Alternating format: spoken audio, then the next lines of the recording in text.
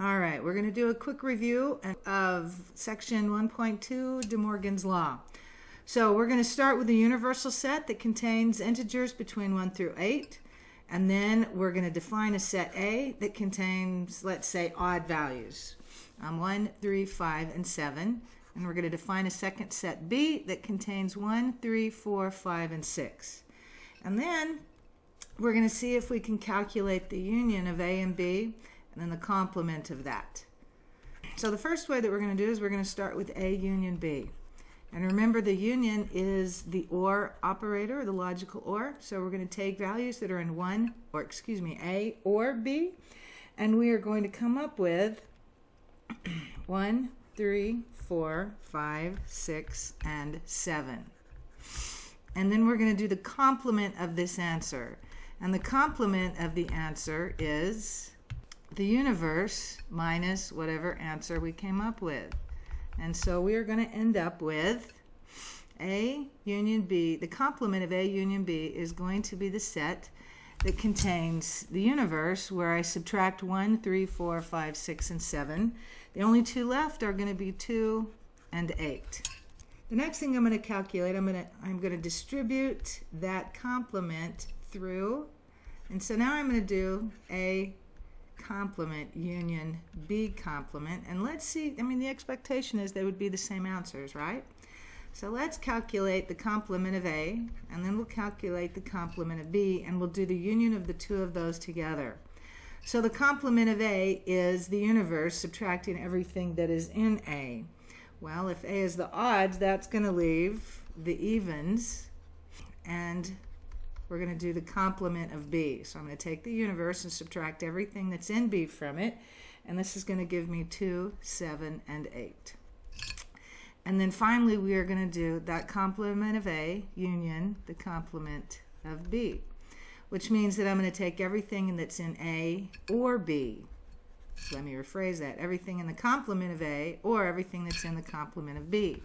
And we are going to end up with 2, 4, 6, 7, and 8. Now I want you to notice that these two values are not the same. The expectation was they would probably be the same. What De Morgan determined is that when I distribute that complement through the two sets, it's actually going to reverse the logic operator.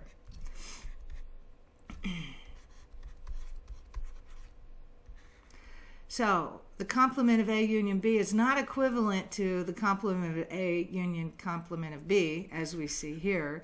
The complement of A union B is actually the complement of A intersect the complement of B. So let's see if we can prove De Morgan's law, which means that in order to prove De Morgan's law, once again, we need the complement of A, and then we need the complement of B, and instead of doing the union between the two, I'm going to do the intersection. Well, we already found out that this is 2, 4, 6, and 8, and that this is 2, 7, and 8, and then I'm going to do the intersection. So I'm going to do the complement of A intersect the complement of B. And when I do the intersection, it's a logical and. I'm going to try to find the common elements between the two. Well, I can see that 2 is common between the complement of A and complement of B, and I can also see that 8 is common between the two.